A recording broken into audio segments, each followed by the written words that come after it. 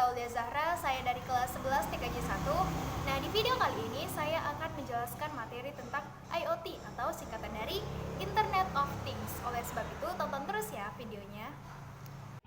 Baik, langsung saja kita masuk ke pembahasan tentang materi IoT atau singkatan dari Internet of Things. Namun sebelumnya perlu saya sampaikan bahwa materi ini saya dapat dari referensi internet dan juga guru saya, yaitu Pak Fauzi. Nah, jika buat kalian yang penasaran dengan materi IoT ini dan juga masih banyak lagi ilmu yang lain, kalian bisa kunjungi channel YouTube beliau yang nanti bakal saya letakin di deskripsi. Dan jangan lupa juga like, komen, dan subscribe. Baik, kita masuk ke pengenalan IoT. Pengertian IoT itu sendiri adalah atau singkatan dari Internet of Things, di mana secara sederhana pengertiannya yaitu internet dalam benda-benda, di mana pengaplikasiannya yaitu membuat benda-benda yang sebelumnya belum terhubung ke dalam internet menjadi terhubung dalam internet. Nah, itu merupakan pengertian sederhana dari IoT itu sendiri. Nah, ada pula unsur-unsur pembentuk dari IoT. Unsur-unsur pembentuk dari IoT ini hampir sama dengan unsur-unsur pembentuk sistem komputer, yaitu ada hardware, software, brainware, dan jaringan internet. Nah, yang pertama yaitu ada hardware. Hardware merupakan perangkat keras atau merupakan semua bagian fisik yang ada pada komputer. Nah, hardware yang bakal kita gunakan dalam sistem IoT ini ada beragam, yaitu ada microcontroller, ada sensor-sensor, dan ada juga mesin penggerak. Nah, yang kedua ada software. Software itu sering kita dengar yaitu dengan sebutan perangkat lunak.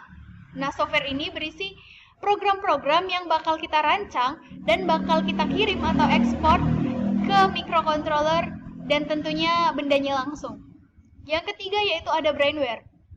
Nah, brainware ini merupakan orang yang mengendalikan komponen perangkat pada komputer. Ya, kita di sini berperan sebagai brainware karena kita yang mengendalikan komputer itu sendiri.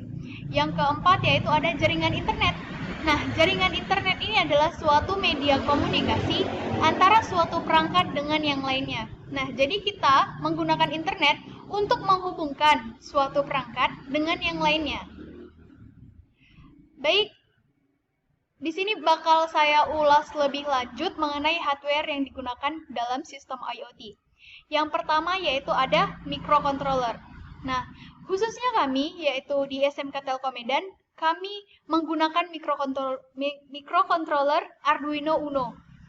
Karena microcontroller Arduino Uno ini mempunyai beberapa kelebihan, yaitu ukurannya yang kecil namun kualitasnya oke, harganya juga terjangkau, dapat berjalan di beberapa sistem operasi seperti Windows dan Linux, dan juga tentunya microcontroller Arduino Uno ini juga mempunyai sistem program tersendiri yang namanya program Arduino, yang tentunya sangat mudah untuk pemula juga.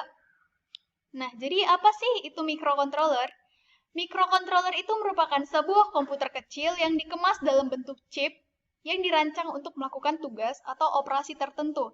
Nah, secara sederhana, microcontroller ini berarti otak dalam komputer itu, namun berukuran yang lebih kecil. Nah, di sini juga bakal saya sebutkan bagian-bagian dari microcontroller ini. Yang pertama yaitu ada penghubung USB, yaitu untuk menghubungkan program-program yang udah kita rancang untuk dimasukkan ke microcontroller ini. Selanjutnya ada untuk penghubung daya. Selanjutnya ada pin-pin dialog, analog maksudnya. Di sini juga ada pin-pin digital. Nah, ini merupakan otak dari microcontroller ini ya. Microcontrollernya berada di sini. Nah, selanjutnya bakal kita ulas tentang sensor. Nah, sensor itu merupakan alat yang dapat digunakan untuk mendeteksi sesuatu. Dapat berupa suhu, kecepatan, jarak, dan juga mengukur besaran sesuatu. Nah, secara sederhana sensor ini berfungsi untuk membaca lingkungan di sekitarnya yang bakal kita pantau. Yang selanjutnya bakal kita pantau ya. Nah, jenis-jenis sensor ini beragam. Ada yang namanya sensor api, sensor cahaya, sensor hujan, dan ada lagi nanti yang bakal kita bahas di slide selanjutnya. Yang pertama yaitu ada sensor api atau flame detector. Ini adalah sensor yang dapat mendeteksi api dan mengubahnya menjadi besaran analog. Nah, jadi sensor api ini dapat kita gunakan untuk mengamankan rumah kita dari kebakaran. Selanjutnya ada sensor cahaya. Nah, sensor cahaya ini merupakan suatu komponen elektronik yang dapat yang memberikan perubahan besaran elektrik pada saat terjadinya perubahan intensitas cahaya. Ya. Jadi sensor cahaya ini dapat membaca lingkungan di sekitarnya, apakah ada cahaya atau tidak. Jadi kita bisa membuat lampu otomatis. Ketika sensor ini membaca di sekitarnya bahwa tidak ada cahaya, maka lampu itu bakal hidup otomatis sendiri. Dan sebaliknya, jika sensor itu membaca di lingkungannya tidak ada cahaya atau ada cahaya, maka lampu itu akan mati sendiri. Selanjutnya ada sensor hujan. Nah, sensor hujan adalah jenis sensor yang berfungsi untuk mendeteksi terjadinya hujan atau tidak, yang dapat difungsikan dalam segala macam aplikasi dalam kehidupan sehari-hari.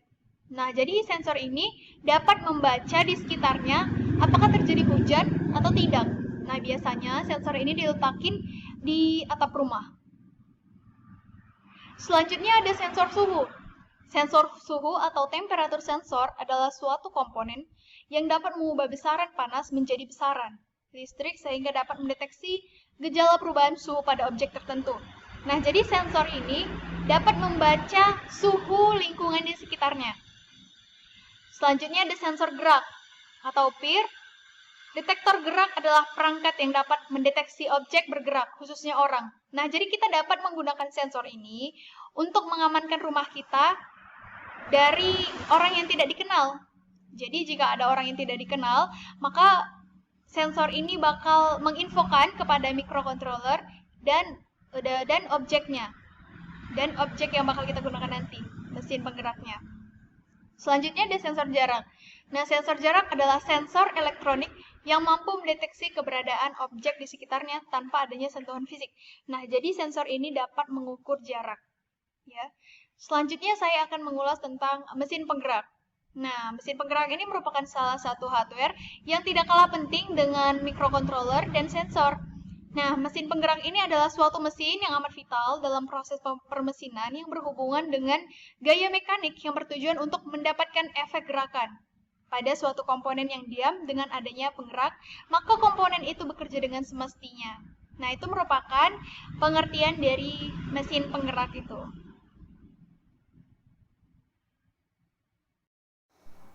Demikianlah penjelasan yang dapat saya sampaikan. Mohon maaf apabila ada kesalahan kata yang saya ucapkan. Sekian dan terima kasih. Assalamualaikum warahmatullahi wabarakatuh. Semangat pagi!